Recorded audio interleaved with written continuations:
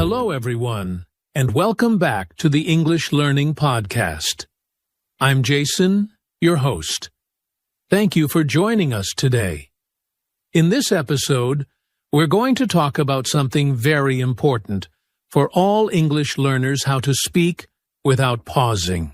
Hi, friends. I'm Julia, your co-host. We're so happy you're here. If you ever feel nervous when speaking English, or if you stop and pause a lot while you're trying to find the right words, don't worry, you're not alone. Many learners feel the same way. That's right. Even confident English speakers sometimes pause too much. But today, we'll share easy and practical tips to help you speak more smoothly, with fewer pauses, and sound more natural. We'll also do a small practice activity at the end so you can try it yourself. By the end of this episode, you'll know simple steps you can start using today to speak with more flow and confidence. So get comfortable, relax, and let's start learning how to speak English without pausing. All right, Julia, before we jump into the tips, let's first talk about why people pause so much when they speak English. Why does this happen to so many learners? That's a great question, Jason. There are a few big reasons. The first one is lack of vocabulary. When learners don't know the exact word they want to use, they stop and think, and that creates a pause. Yes, I've seen that a lot with my students. They're in the middle of a sentence, and suddenly their mind goes blank because they can't remember the word. Exactly. Another reason is translating from your first language. Many learners think in their native language first, then try to translate into English. This takes time, and while they're translating, they pause. That's a very common habit. And I guess the third reason is nervousness or lack of confidence, right? Yes. When people feel nervous, they worry about mistakes or about their pronunciation. This worry slows them down. Their brain is busy with fear instead of focusing on the message, so they pause more. So, to sum up, the three main reasons are not knowing the right word, thinking in your native language, and feeling nervous or shy. That's right. The good news is that all of these reasons can be improved with practice. In this episode, we're going to show our listeners some easy steps to fix them. Perfect. So let's move to our first step. How to think before you speak and plan your ideas quickly. Okay, Julia. Now let's move to our first step, thinking before you speak. A lot of people just start talking and then get stuck. Why is quick planning so helpful? Because when you take a second to plan, your brain already knows the main words you'll use. You don't need to make every sentence perfect in your head. You just need the idea. This makes your speaking smoother and helps you avoid long pauses. That's interesting. So listeners, before you start speaking, try to quickly ask yourself, what is my main point? Or, what do I want to say first? This can take just 1 or 2 seconds. Exactly. For example, if someone asks, "What did you do yesterday?" don't try to build a long, perfect answer. In your mind, think, yesterday, went to park, met friend, then speak. Yesterday I went to the park and met a friend. It's simple, but it flows. I love that. So you're saying focus on keywords in your head, then speak naturally. Yes, this is called keyword planning. You only plan the key ideas, not every single word. This makes your brain faster and reduces pauses. And it also helps your confidence because you feel more ready. Absolutely. Another small tip is to breathe before you speak. Take a quick breath, think of your keywords, then go. It calms your nerves and organizes your thoughts. Great advice. So listeners, before your next conversation, take 1 second to plan your idea with keywords. It's a small habit, but it can make a big difference in how smoothly you speak. Exactly. And once you do this often, it becomes automatic and you'll pause less and less. Perfect. Now let's move to our next step, how to use fillers and linking words naturally to keep your speech flowing. All right, Julia. Now let's talk about our second step, using fillers and linking words naturally. Some people think fillers are bad, but actually they can be very helpful, right? Yes, Jason. In English, native speakers often use small words or sounds to keep talking while they think. We call these fillers. They don't add big meaning, but they help your speech sound smooth. Could you give some examples? Sure. Some common fillers are, and let me think. For example, yesterday I went to the park. It was very sunny. This keeps the flow instead of silence. That sounds very natural. So instead of pausing completely, you fill the space with one of these small words while your brain catches up. Exactly. But remember, don't use too many. Just one or two is enough. If you say every 2 seconds, it can sound strange. Right. Moderation is key. And you also mentioned linking words. Yes. Linking words, or connectors, join your ideas together. They're things like first, then, because, and also, but, for example, and in the end. They help you move from one idea to the next smoothly, so you don't stop between sentences. Can you give a quick example with linking words? Sure. First, I woke up early. Then I went for a run. After that, I had breakfast. Finally, I went to work. No big pauses, just smooth flow. Nice! So, to our listeners, practice using a few fillers and linking words. It's like a bridge between your thoughts. Exactly. These small tools give your brain a moment to think while still sounding natural and confident. Great. Now that we know how to use fillers and connectors, let's move to the next step, practicing short sentences first to build fluency. Okay, Julia, now let's move on to our third step, practicing short sentences first. Many learners want to sound advanced, so they try to make long sentences right away. But this can actually create more pauses, right? Exactly, Jason. When you try to build long, complex sentences, your brain needs more time to find the right words. This often causes you to stop in the middle. Short sentences are much easier to manage and help you speak more smoothly. So, for beginners, it's totally okay to keep sentences simple. For example, instead of saying, "Yesterday, even though I was very tired, I decided to go to the supermarket with my friend because we needed to buy some food," you can break it into smaller parts. Yes, you can say, "Yesterday I was tired, but I went to the supermarket with my friend. We needed to buy food." 3 short sentences, no pauses, and it's still clear. That's a great tip. Listeners, remember, short sentences don't mean your English is bad. It means you're practicing fluency first. Exactly. And once you're comfortable with short sentences, you can slowly connect them with linking words to make longer sentences. But start small. So maybe learners can practice by describing their day in 5 or 6 short sentences, like I woke up early, I had coffee, I went to class, I met my friend. This builds confidence. Yes. Doing this every day will train your brain to speak quickly and clearly. Over time, your sentences will naturally get longer and you'll have fewer pauses. Great advice. So listeners, start with short sentences today. It's a simple step, but it's powerful for your fluency. Absolutely. And speaking of powerful steps, let's go to our next one, learning common phrases and expressions to keep talking naturally. All right, Julia. Now we're at step 4, learning common phrases and expressions. Why is this so important for speaking without pausing? Because when you already know ready-made phrases, you don't have to create new sentences in your head every time. You just pull a phrase from your memory and speak immediately. This saves time and reduces pauses. That makes sense.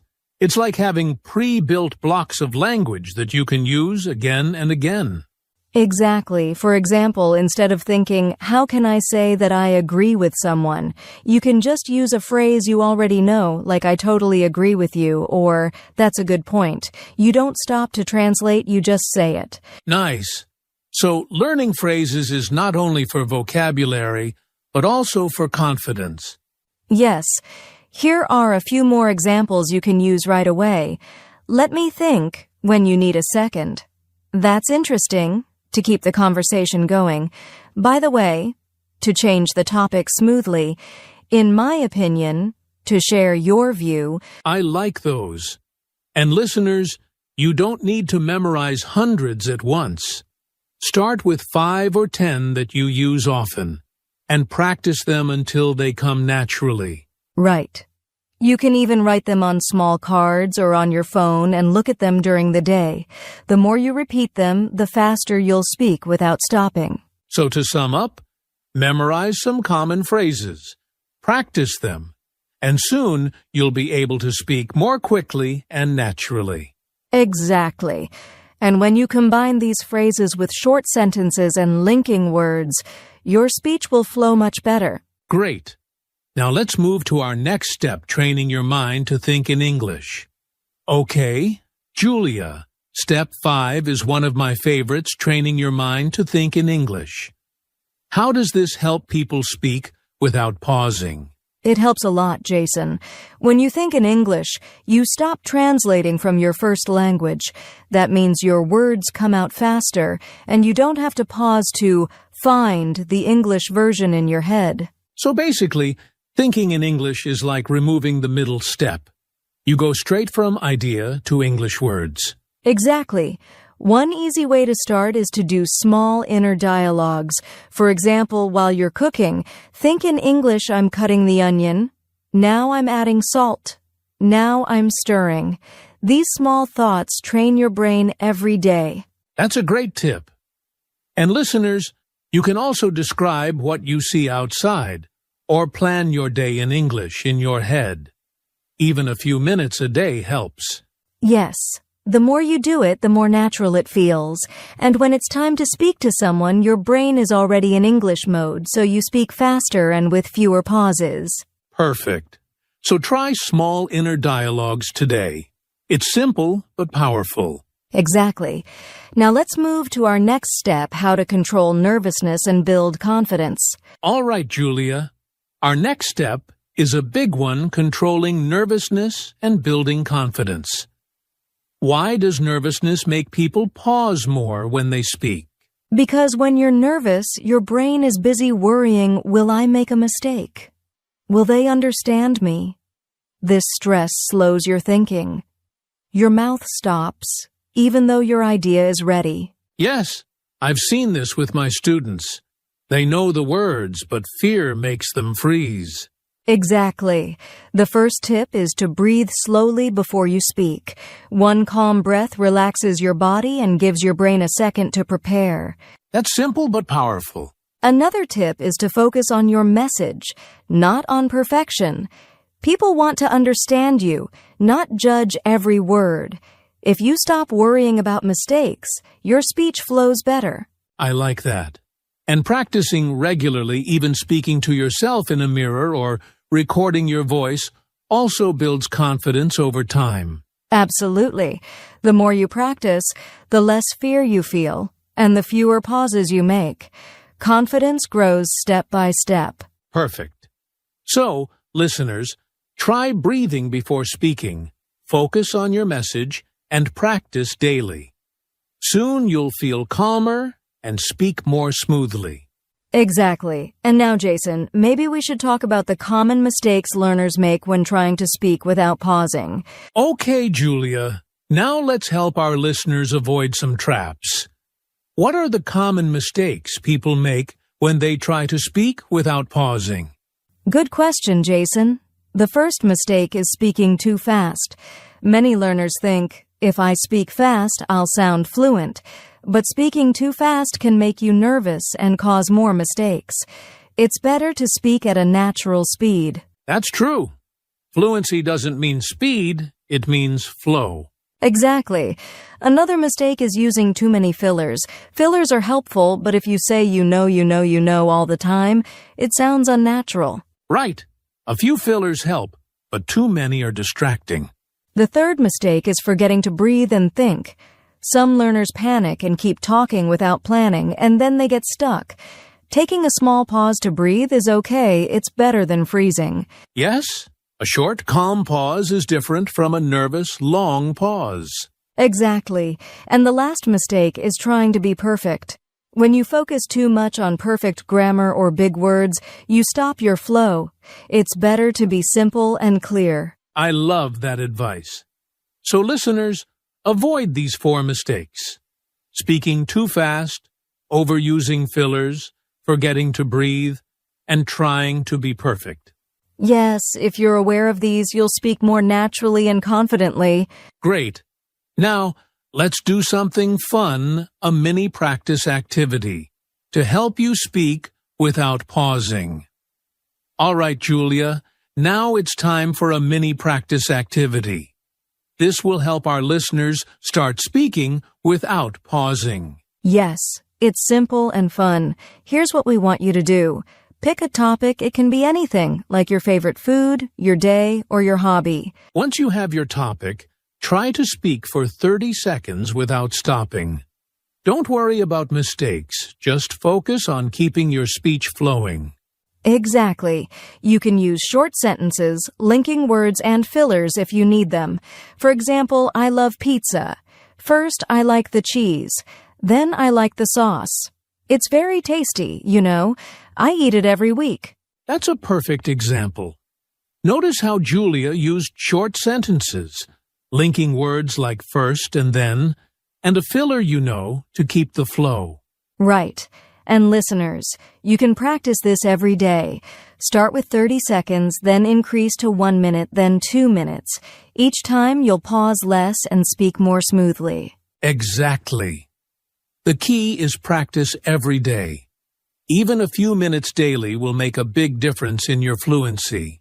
Yes, so grab a topic, start speaking, and just keep going. Don't worry about perfection. Great! Now, let's move to our final part, motivation, and connecting these tips to real life. All right, Julia, we're almost at the end. Let's talk about motivation and how these tips connect to real life. Why is this important for our listeners? Because speaking English without pausing is not just about practice, it's about confidence in real situations. Whether it's school, work, travel, or making friends, being able to speak smoothly makes life easier. Exactly. Think about a job interview, for example. If you speak fluently and confidently, you make a stronger impression. Pausing too much can make you sound unsure. Or in everyday conversations like ordering food, talking to classmates, or meeting new people, smooth speaking helps you communicate clearly and feel confident. And listeners, remember, progress takes time. Don't expect to be perfect immediately. Each practice, each short sentence, each phrase, you learn it all adds up. Yes. Celebrate small wins. If you spoke for 30 seconds without pausing today, that's great. Tomorrow, try 1 minute. These little steps lead to big improvements over time. So, stay motivated. Practice every day. And remember why you started to speak English confidently and naturally in real life. Exactly. Keep practicing, stay positive, and soon speaking without pausing will feel natural. Perfect. Now let's wrap up with our outro. All right, Julia, that's it for today's episode on how to speak without pausing. Yes, we hope our tips and the mini practice activity help you speak English more smoothly and confidently. Remember, it takes daily practice, short sentences, common phrases, thinking in English, and staying calm. Small steps every day lead to big improvements. Absolutely. And listeners, if you enjoyed this episode, don't forget to subscribe, leave a like, and share it with your friends who are learning English. Thank you so much for joining us today. Keep practicing, stay motivated, and we'll see you in the next episode of the English Learning Podcast. Bye, everyone. Keep speaking and have fun with English.